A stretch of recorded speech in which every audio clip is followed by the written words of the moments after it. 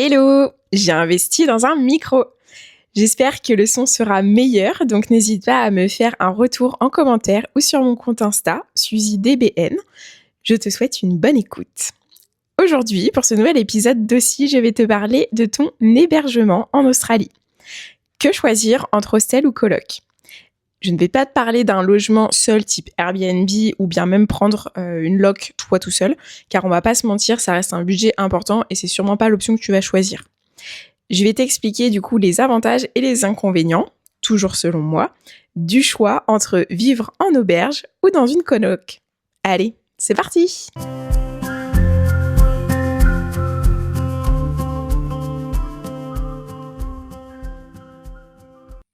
Bienvenue dans Aussi, le podcast où je te raconte mes aventures à l'autre bout du monde. Ici, je partage mes découvertes, mes doutes, mes rencontres et tout ce que je vis depuis que j'ai découvert l'Australie. Que tu rêves de partir, que tu sois déjà expat ou simplement curieux de découvrir ce pays unique, installe-toi, respire et embarque avec moi pour un voyage au bout du monde. Aussi, c'est une parenthèse de sincérité, d'évasion et de petits moments vrais. Allez, on y va ?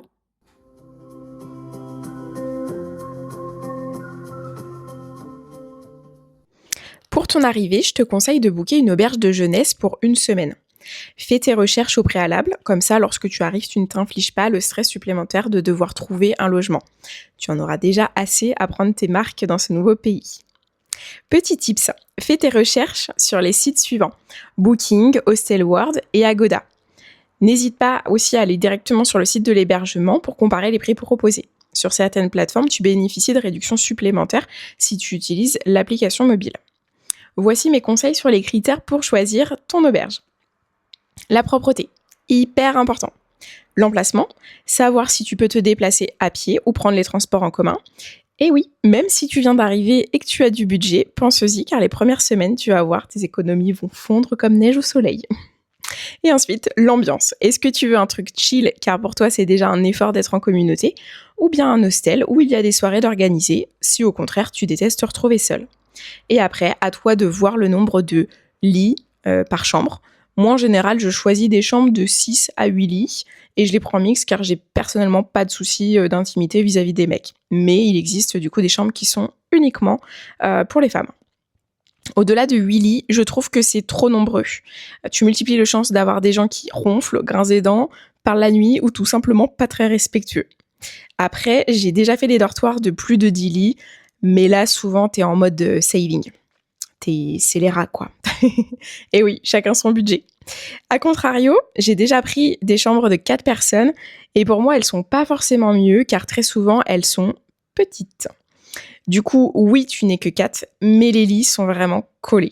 Et tu peux te retrouver avec une personne qui ronfle juste à côté de toi. Je trouve que booker une semaine dans un premier temps, c'est pas mal, car si l'hostel ou même la ville ne te plaît pas, tu t'engages pas trop et tu peux partir facilement. Ça te laisse le temps de faire tes démarches administratives, donc d'avoir une adresse postale. Après, tu peux aussi prendre un service d'adresse postale. Il y a des organismes qui te proposent une offre payante où ils vont numériser en fait ton courrier et te le faire parvenir par mail. Ou bien, il y a la Poste australienne qui propose un service qui, lui, est gratuit, où tu choisis un bureau de poste qui va garder ton courrier gratuitement pendant 30 jours. C'est pas mal si tu changes pas de ville, mais si tu bouges, du coup, c'est un peu plus galère. Perso, moi, j'avais gardé l'adresse de l'hostel. En vrai, ils ont l'habitude de recevoir le courrier des backpackers, donc c'est pas vraiment gênant. Et en plus, aujourd'hui, tu peux quand même recevoir pas mal de choses par mail. Je me souviens que même pour le TFN, le Tax File Number, c'est un numéro qui est obligatoire pour travailler en Australie. Tu peux même les appeler et ils te communiquent le numéro directement au téléphone. C'est en plus plus rapide que par courrier. Bref, revenons-en à nos moutons. Et surtout, rentrons dans cette battle que j'ai nommée Hostel vs Coloc. Que le combat commence. C'est parti avec les critères de jugement. Pour chaque hébergement, hostel et coloc, je vais te parler de plusieurs critères, à savoir la chambre, la cuisine, les WC salle de bain, les espaces communs, la propreté, les liens sociaux et pour finir, le prix. Allez, c'est parti avec la chambre du coup pour l'hostel. Attention, toutes les chambres ne sont pas équipées de la même façon en fonction des hostels. Certains sont très sommaires et d'autres hyper bien équipés. Je vais prendre l'exemple des plus sommaires, comme ça je te prépare au pire. Tu vas partager ta chambre, dormir dans un dortoir, et donc du coup dormir dans un lit, une place. Et oui, fini le confort de ton lit de place et de ton intimité. Désormais, tu essaieras d'obtenir le lit du bas, car oui, c'est le meilleur. Il bouge moins, tu peux en sortir facilement si tu te lèves la nuit, et tu as un meilleur accès à tes affaires perso. Et si ton lit est un lit superposé, mais genre vraiment hyper classique, tu vois le lit à barreaux en métal, tu visualises un petit peu? En choisissant le lit du bas, tu vas pouvoir te faire une cabane. Comme les enfants, tu vas venir accrocher tes serviettes autour pour te créer un peu plus d'intimité. Bon, tu l'as compris, ton intimité, tu t'assois un peu dessus. Je sais pas comment tu dors la nuit, mais garde un survêt, un legging ainsi qu'un t-shirt à proximité si tu veux pas avoir à te balader en culotte le matin. Et si tu veux partager ton lit, moment intime, avec quelqu'un, eh bien, tu vas apprendre à te serrer et à mal dormir. Et puis niveau intimité, bon bah là ça se complique. Par pitié surtout, pense que tu n'es pas seul. Évite le bruit et aie conscience qu'il y a peut-être un mec ou une nana qui se lève hyper tôt pour aller bosser. Donc réveille pas toute la chambre quoi. Et comme je te le disais tout à l'heure, partager sa chambre, c'est prendre le risque d'avoir des gens qui ronflent, parlent, au fond du somnambulisme. Je me souviens à Sydney, il y avait une nana qui avait dans sa chambre un mec qui en fait faisait vraiment des grosses crises de somnambulisme. Et en fait, il avait le lit le lit supérieur, l'étage du dessus. Et en fait, il sautait du lit pendant la nuit. Donc déjà, ça réveillait tout le monde dans la chambre. Et en plus de ça, il avait tendance à venir se rapprocher en fait des gens pendant le sommeil. Donc vraiment genre assez terrorisant. La nana, je me souviens que ce matin-là, mais genre elle était en panique. Elle avait demandé si elle pouvait changer de chambre tellement ça la faisait flipper. Alors je te rassure, c'est vraiment très très rare, mais ça peut arriver. Donc faut se préparer à ça. En plus de ça, tu as des gens qui entrent et sortent de la chambre à n'importe quelle heure, qui font leur sac à dos, t'as l'impression ils partent en expédition les mecs, enfin c'est hyper bruyant. Tout ça en allumant la lumière évidemment, sinon ce serait pas drôle. Bordel les gars, quand vous faites ça, que vous rentrez tard le soir, que vous avez genre votre avion ou un car ou quoi que ce soit à prendre soit tôt le matin ou vous faites tard vos affaires, déjà essayez de vous y prendre à l'avance, franchement sans déconner. Vous avez le temps de faire ça dans la journée ou à un moment où il fait jour, limite tu sors tout ton sac à dos, tu te mets dans le couloir en fait, ça fait moins chier les gens. Mais surtout, bordel les gars, utilisez votre flash. Et un gros sujet en Australie, la clim. Oui, il y a la clim ou un ventilateur à peu près partout. Mais on n'a pas du tout les mêmes envies. Et là, par exemple, j'étais avec ma sœur, du coup, on était à Magnetic Island.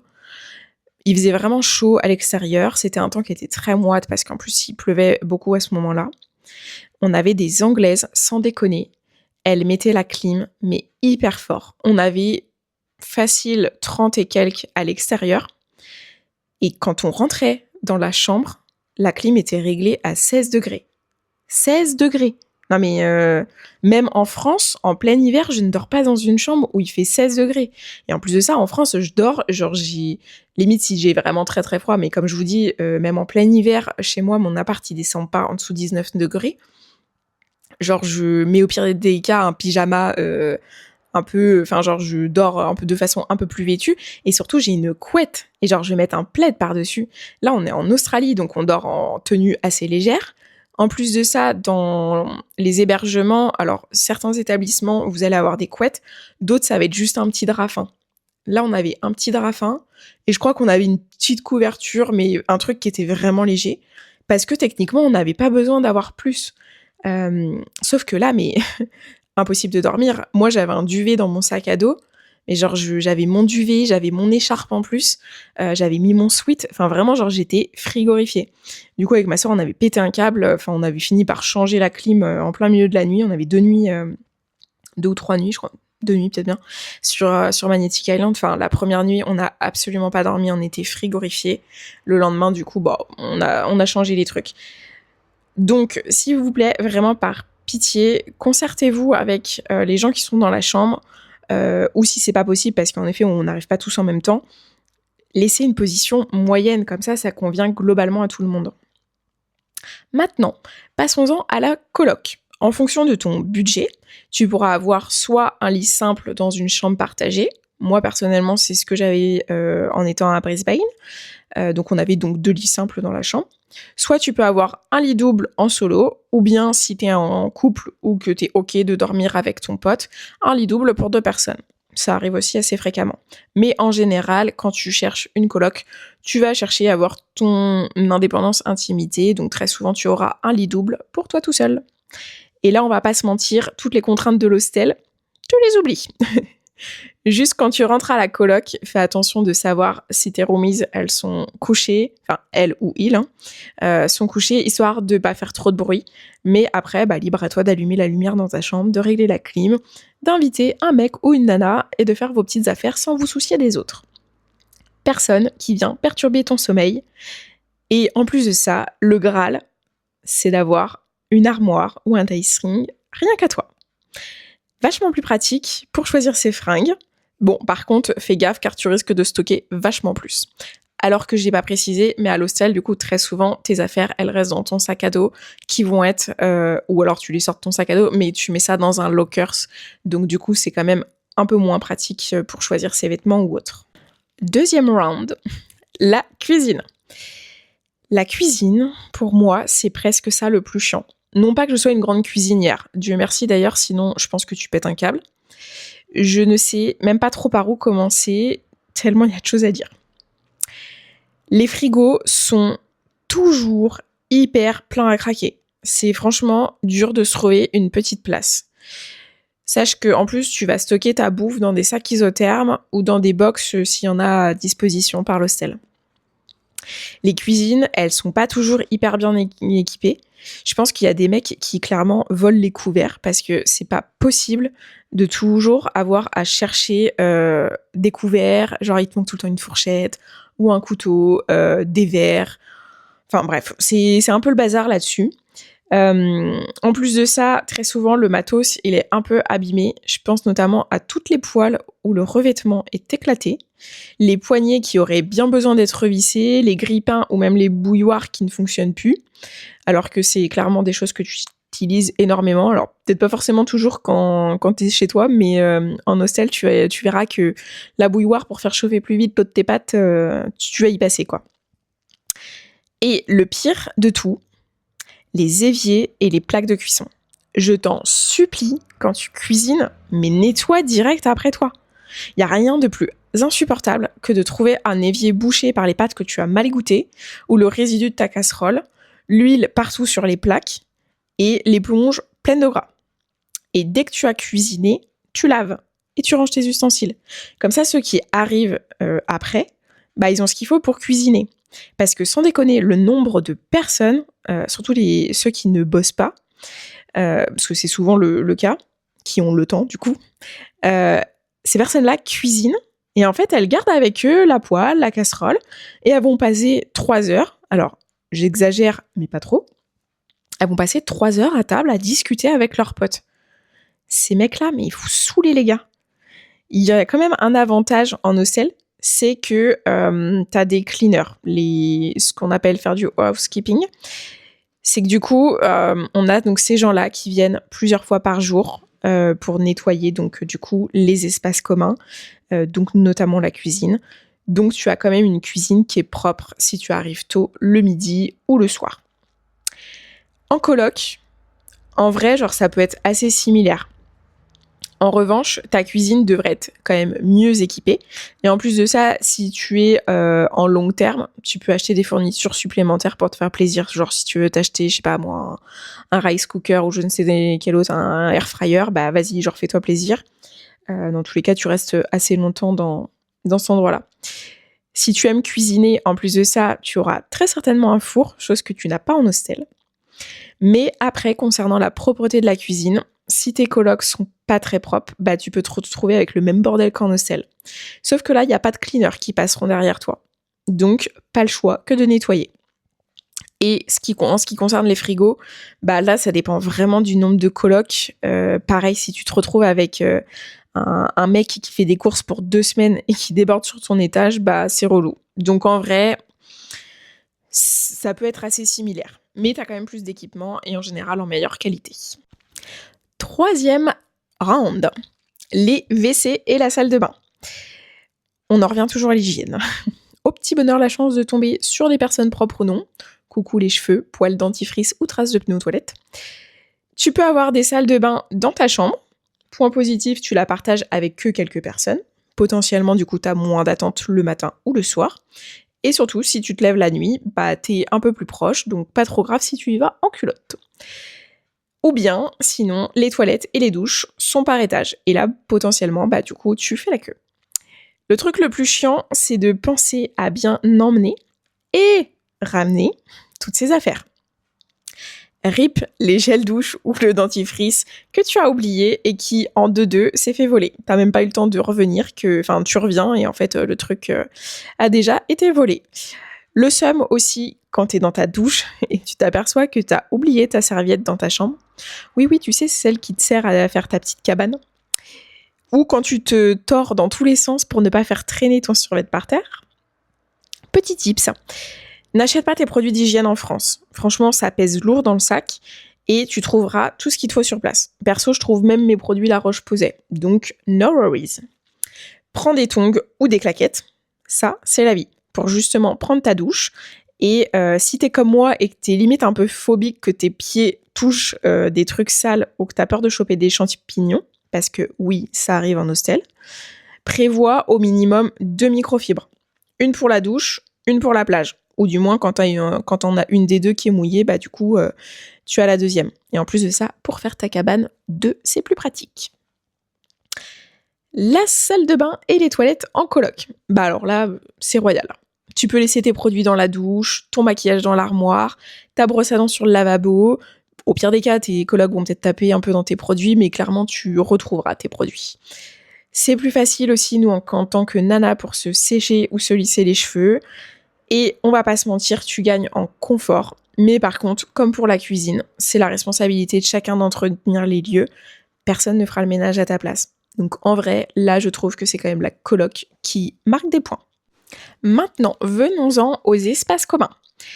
L'hostel, c'est un peu comme une grande maison, avec des pièces définies, chambre, cuisine, salle de bain et salon.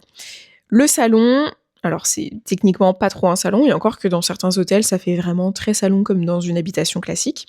Ça peut être donc une living room, un courtyard, une TV room, un rooftop.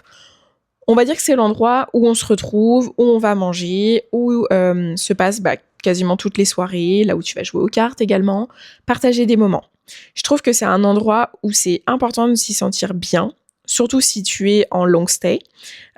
Si tu es juste là de passage, le plus important, ça sera forcément ta chambre, je te l'accorde. Et à l'hostel, il y a un autre endroit hyper important. Encore une fois, surtout pour ceux qui sont en long stay, j'ai nommé la laundry. Là où tu vas faire tes machines. Et là, c'est souvent le bordel. T'as pas beaucoup de machines. Est-ce que tu utilises ton propre produit ou bien est-ce qu'il est intégré à la machine? Est-ce que tu peux, auquel cas, en acheter directement auprès de l'accueil? Est-ce qu'il y a des machines qui sont réservées pour le staff ou bien est-ce qu'ils sont prioritaires sur toi en fonction justement des draps qu'ils ont à changer? Et la gestion du timing. Ça, c'est un truc qui me saoulait, mais énormément. En fait, les gens qui lancent leur machine et ne viennent pas la chercher. Et toi, t'es là et t'attends qu'elle se libère, alors tu guettes à gauche, à droite. Personnellement, j'avoue que s'il y a un panier à disposition et que ça fait plus de 15 minutes que la machine, elle est finie et que personne vient la vider, moi, je fous sa machine dans le panier. Alors oui, ça peut être gênant parce qu'il y a nos affaires qui sont perso, nos sous-vêtements, on n'a pas spécialement envie que tout le monde foute le nez dedans. Mais merde, mettez des minuteurs sur votre portable, quoi. Enfin, c'est archi agaçant parce que je me souviens dans certains hostels, il y avait que 2 machines à laver. Donc au final, t'avais déjà le staff qui était en priorité du coup sur le matin.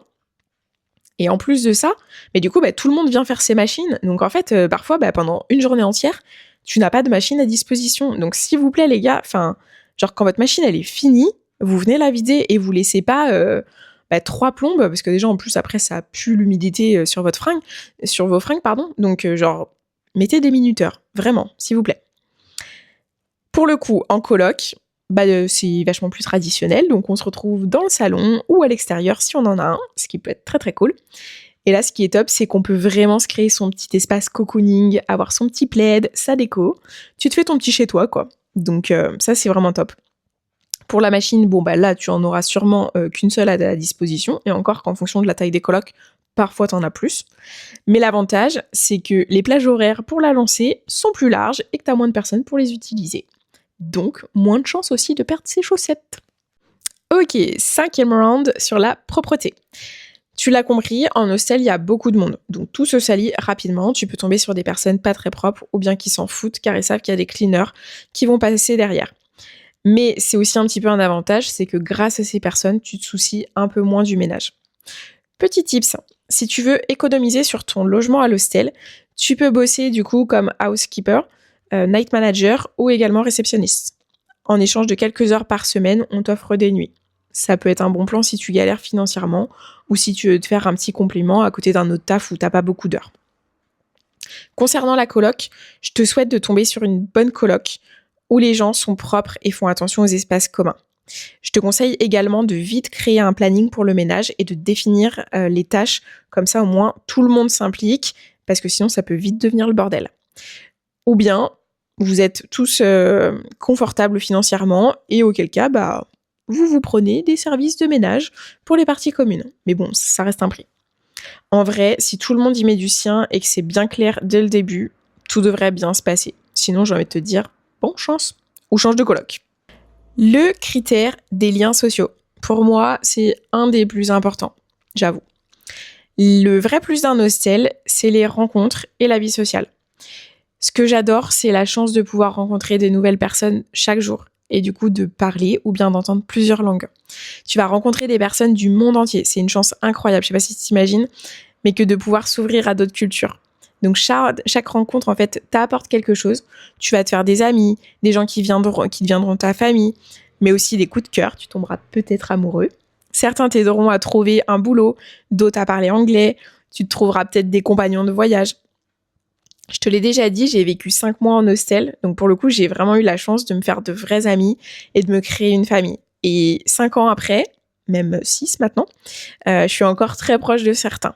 C'est aussi à travers des rencontres que j'ai évolué professionnellement. Je pense à Thibaut et Victor, coucou les gars si vous passez par là, qui m'ont fait découvrir l'univers du bar. C'est clairement grâce à eux que je suis devenue barmaid. Mais il faut aussi accepter que les gens sont juste de passage. Alors certes, il y en a qui, comme moi, restent assez longtemps, mais pour beaucoup, c'est juste une étape en fait dans leur road trip ou le temps de trouver une coloc. Donc ça, c'est le côté un petit peu moins fun, c'est que certes, tu rencontres tout le temps du monde, mais tu fais aussi beaucoup de au revoir, presque autant que tu rencontres de personnes. En coloc, c'est différent. D'ailleurs, les colocs sont différentes les unes des autres. Dans certaines, tu auras des gens qui ne font que se croiser et partagent juste quelques instants de vie commune. Il n'y a pas vraiment d'atome crochu, je dirais. Et dans d'autres colocs, du coup, là, c'est une vraie famille que tu reconstitues. Tu essaies de passer un maximum de temps ensemble, tu vas cuisiner pour tout le monde, tu sors avec tes colocs, vous faites des soirées de chill, vous vous faites rencontrer chacun vos potes collègues. Donc, en vrai, genre, ta coloc, elle peut être aussi bien internationale que française. Tout dépend ce que tu souhaites et tout dépend des personnes qui seront dedans.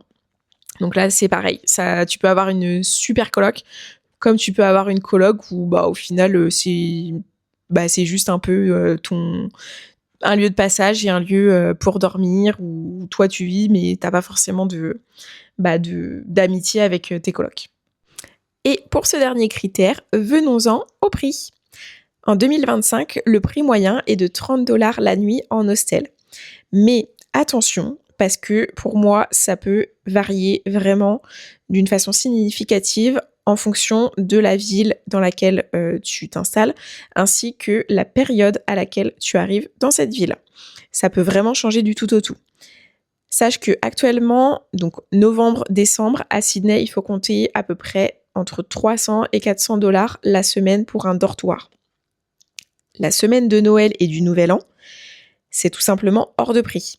À cette saison-là, en fait, déjà c'est le plein été en Australie et en plus de ça, vu qu'il y a le feu d'artifice qui est tiré, il y a énormément de personnes qui viennent sur Sydney pour passer du coup les vacances d'été et les fêtes de fin d'année. Donc ça devient très compliqué de trouver un logement et surtout les prix grimpent mais de façon extravagante. Pour te donner un petit ordre de prix, moi il y a Il y a 6 ans, on avait négocié du coup avec mes amis parce qu'on savait qu'on voulait, rester tout le mois de décembre jusqu'à début janvier, un prix.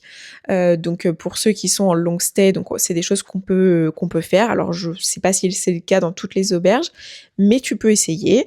Et donc du coup à l'époque, on avait un prix négocié à 200 $ la semaine, même pendant les fêtes de fin d'année. Chose qui était dingue parce que en règle générale, on était à peu près à 160 $ la semaine. Tu vois, là, entre 160 $ et 300-400 $ la semaine, ça a vraiment augmenté en l'espace de 6 ans. L'effet Covid, on l'a bien ressenti. Mais c'est surtout que l'année dernière, donc quand j'y étais, j'ai entendu des personnes dire que vraiment on approchait des 1 000 $ la semaine en auberge de jeunesse, donc dans des dortoirs, sur la semaine du 31. Vraiment, je trouve ça mais scandaleux quoi. Enfin, qui peut se loger à ce prix-là? Donc, t'entends tous les ans de toute façon des personnes dire oui, bon bah, on va dormir sur la plage. Alors certes, ça peut être une solution, mais se trimballer toutes ces affaires, je suis pas sûre que ce soit la meilleure. Surtout que je suis même pas sûre qu'en plus les autorités te laissent dormir sur la plage non plus. Donc voilà, attention, vraiment en fonction de la ville, du quartier et également de la période à laquelle tu arrives, tu n'auras pas les mêmes tarifs. Donc si tu as prévu de rester plusieurs semaines, le meilleur conseil que je peux te donner, c'est va à la réception et demande s'il y a un tarif pour les long stays. En coloc, pareil, tout va dépendre de la ville et du quartier que tu choisis. Également du mois dans lequel tu entres dans ta coloc. Par exemple, pour Bondi Beach, qui est un quartier très demandé à Sydney, tu seras à plus de 500 $ la semaine. Environ 400 $ pour d'autres quartiers et à peu près 300 $ la semaine à Perth, donc pour le coup sur la côte ouest. Donc vraiment en fonction de ton quartier et de la période à laquelle tu arrives, et bah tu vas te rendre compte que ces deux critères-là en fait sont hyper déterminants dans le prix de ta coloc. Donc calcule bien ça et fais attention en fonction de ton budget, histoire de pas te retrouver dans des difficultés. Bon, tu l'as compris, il y a des avantages et des inconvénients à chacun de ces logements. Moi, je te dirais de porter ton choix en fonction de ton style de vie. Est-ce que tu veux rester plusieurs mois dans la même ville? Est-ce que tu as besoin de confort, d'intimité? Quel est ton budget? Est-ce que tu aimes rencontrer plein de monde? Ou bien au contraire, est-ce que c'est quelque chose qui t'épuise? Je pense notamment aux hypersensibles ou autres. J'espère qu'en tout cas, toutes ces informations t'auront aidé à faire ton choix. Et puis, rien ne t'empêche de tester les deux. Chaque expérience est intéressante. Et surtout, elles sont toutes différentes, aussi bien en hostel qu'en coloc. Donc, n'hésite pas à me faire tes petits retours une fois que tu auras testé ça. Si tu as aimé cet épisode, n'hésite pas à le liker, à mettre un petit commentaire, à le partager ou même à t'abonner. Ça m'aide beaucoup et ça m'encourage à continuer à vous proposer du contenu. Alors merci et à bientôt sur aussi.